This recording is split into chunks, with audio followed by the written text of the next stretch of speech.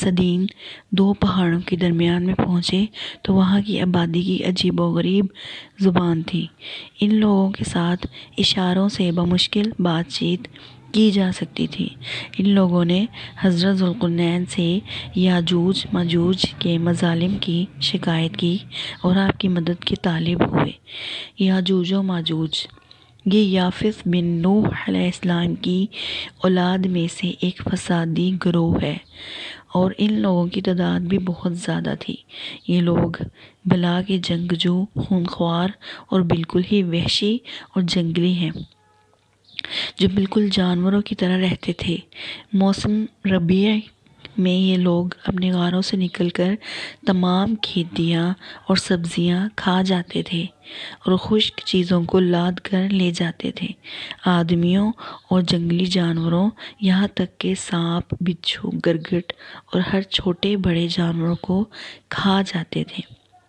صدِ سکندر حضرت ذوالقرنین سے لوگوں نے فریاد کی کہ آپ ہمیں یاجوج و ماجوج کے شر اور ان کی ایذا رسانیوں سے بچائیے، اور ان لوگوں نے ان کے عوض کچھ مال دینے کی بھی پیشکش کی تو حضرت ذوالقرنین نے فرمایا، مجھے تمہارے مال کی ضرورت نہیں ہے، اللہ تعالیٰ نے مجھے بہت کچھ دیا ہے، بس تم لوگ جسمانی محنت سے میری مدد کرو۔ چنانچہ آپ نے دونوں پہاڑوں کے درمیان بنیاد کھدوائی۔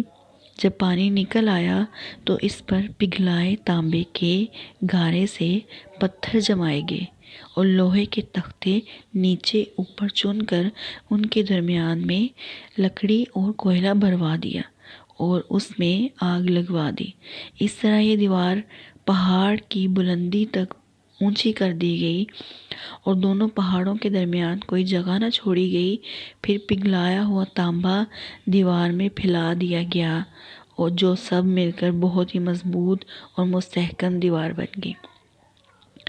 قرآن مجید میں سورہ کہف میں حَتَّىٰ اِذَا بَلَغَ مَغْرِبَ الشَّمْسِ سے مِنْ أَمْرِنَا يُسْرًا تک پہلے سفر کا ذکر ہے، پھر ثُمَّ أَتْبَعَ سَبَبًا سے خُبْرَا تک دوسرے سفر کا تذکرہ ہے، اور ثُمَّ أَتْبَعَ سَبَبًا سے وَكَانَ وَعْدُ رَبِّ حَقًّا تک تیسرے سفر کی رواداد ہے۔